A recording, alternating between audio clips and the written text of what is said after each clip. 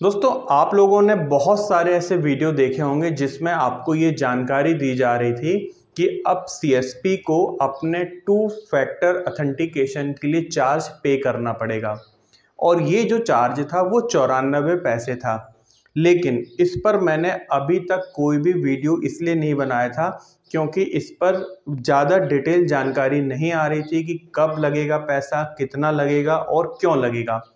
तो बहुत सारे इस पे अपडेट आए हैं, इसलिए मुझे लगा कि अब इस पर वीडियो बना देना चाहिए। और आपकी जो आशंका थी कि आपको बहुत ज़्यादा चार्ज लगेगा, वो भी अब सारा क्लियर हो गया है। आपको ज़्यादा चार्जेस नहीं लगेगा।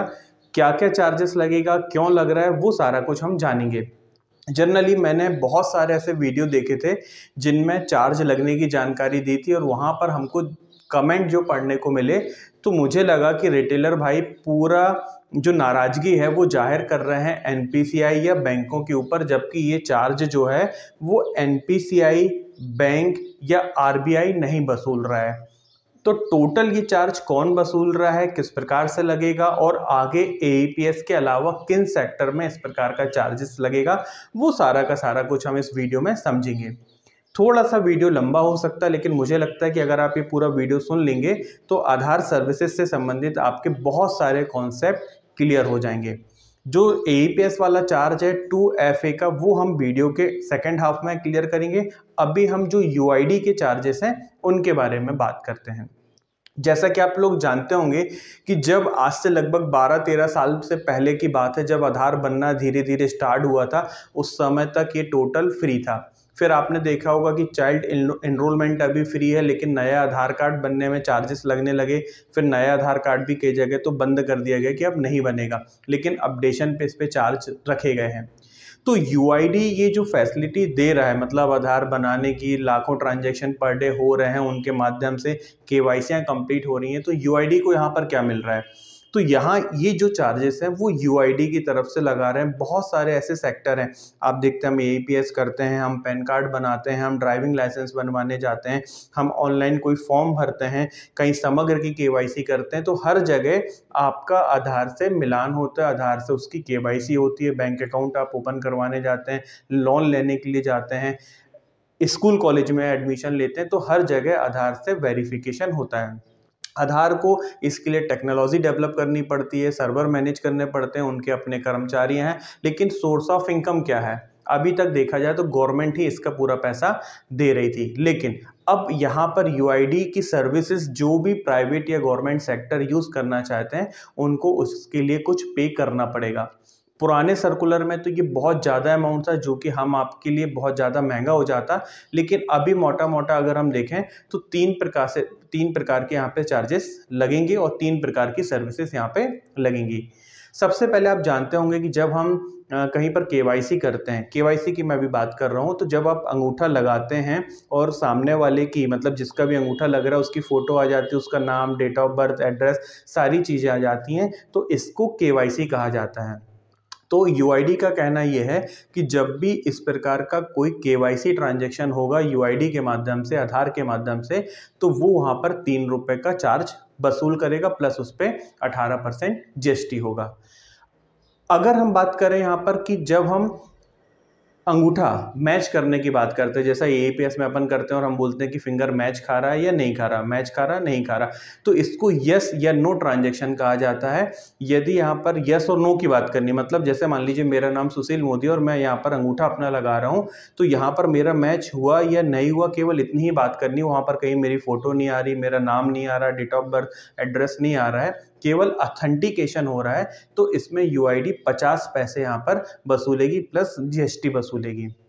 तो ये जो ट्रांजैक्शन है, इस टाइप के ट्रांजैक्शन कहाँ पर होंगे? जब आप बैंकों में खाता खुलवाने जाएंगे, आप पैन कार्ड वगैरह बनवाएंगे, वहाँ पर इस प्रकार के ट्रांजैक्शन ज़्यादा होंगे। कुछ सेक्टर ऐसे हैं जहाँ पर ये चार्जेस नहीं वसूला जाएगा, उनमें से एईपीएस भी ये सेक्टर है। मैं इस पर क्लियर करूँगा, नहीं तो आप बोलेंगे कि सर आपने तो बोला है कि एईपीएस पे नहीं लगेगा और फिर 2FA क्यों लग रहा है। तो पहली बात है कि ये जो चार्जेस लगेंगे, ये यूआईडी मतलब आधार की जो संस्था है वो उन संस्थाओं से लेगी जो आधार की सर्विसेज यूज़ कर रहा है। अब उदाहरण के लिए बात करें कि मान लीजिए स्टेट बैंक ऑफ इंडिया है। स्टेट बैंक ऑफ इंडिया अगर आपका आधार के माध्यम से खाता खोल रहा है, आपका eKYC कर रहा है, तो ये पैसा UID state bank of India से वसूलेगा। बैंक ऑफ बड़ौदा का यदि आप खाता खोल रहे हैं, बैंक ऑफ बड़ौदा अगर आपकी eKYC कर रहा है, तो ये पैसा यूआईडी बैंक ऑफ बड़ौदा से वसूलेगा। यदि हम पैन कार्ड बना रहे हैं, वहां पर आपकी फोटो आ रही है eKYC के माध्यम से, आपका नाम आ रहा है, डेट ऑफ बर्थ आ रही है, तो पैन कार्ड डिपार्टमेंट से या एनएसडीएल से ये पैसा यूआईडी वसूलेगा।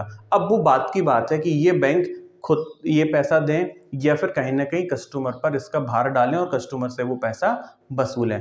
तो ये इस प्रकार के चार्जेस हुए थे। अब हम बात कर लेते हैं कि जो हमारा मुख्य मुद्दा है एईपीएस पे, टू फैक्टर ऑथेंटिकेशन का। आप जानते हैं कि जो भी हमारे सीएसपी भाई हैं एईपीएस का काम करते हैं, इनको दिन में एक बार 2FA अपना करना पड़ता है।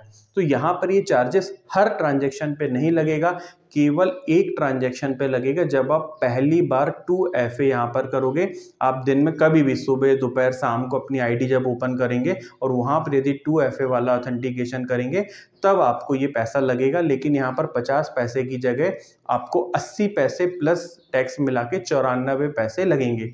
जिस दिन आप ट्रांजेक्शन नहीं करेंगे उस दिन आपको ये पैसा नहीं लगेगा। 2FA के बाद जितने भी आप ट्रांजेक्शन करते हैं, 1, 2, 10, 100, हजारों भी ट्रांजेक्शन आप कर लोगे, कस्टमर का फिंगर लगाओगे, आप अपना लगाओगे, वहां पर इस प्रकार का कोई भी चार्जेस नहीं लगेगा। अब बात आती है ये चार्जेस कब से लगेगा, तो लगना तो ये था 1 अप्रैल से। अब यहाँ पर बात करते हैं कि एईपीएस इंडस्ट्रीज में मुख्य रूप से 3 बड़े बैंक हैं जो कि आपको एईपीएस की सर्विस प्रोवाइड करते हैं। सबसे बड़ा जो यहाँ पर नाम आता है वो यस बैंक का आता है। दूसरा अभी जो चल रहा है वो एनएसडीएल का चल रहा है, उसके बाद आईसीआई का आता है, और बहुत कम केसेस में आपको कोटक का भी देखने को मिलता है।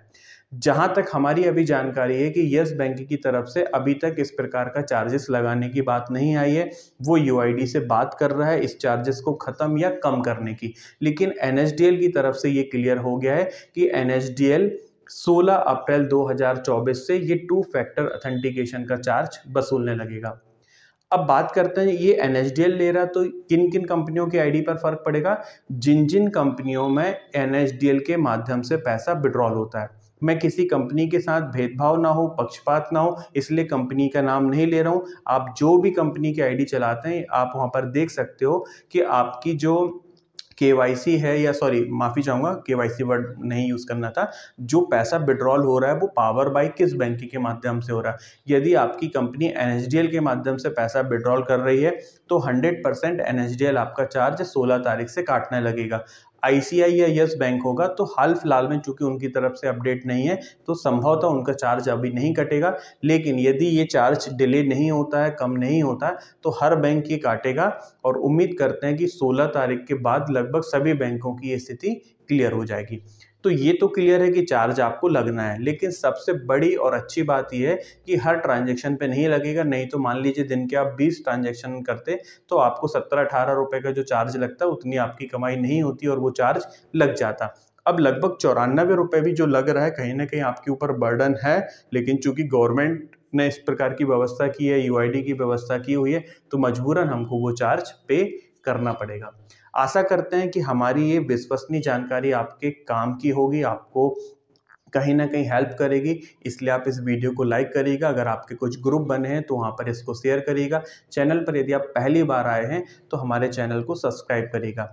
किस विषय पर आप हमसे और वीडियो देखना चाहते हैं उसका सजेशन भी आप हमारे को कमेंट बॉक्स पे दीजिएगा। वीडियो देखने के लिए बहुत बहुत धन्यवाद दोस्तों। आपका दिन शुभ हो।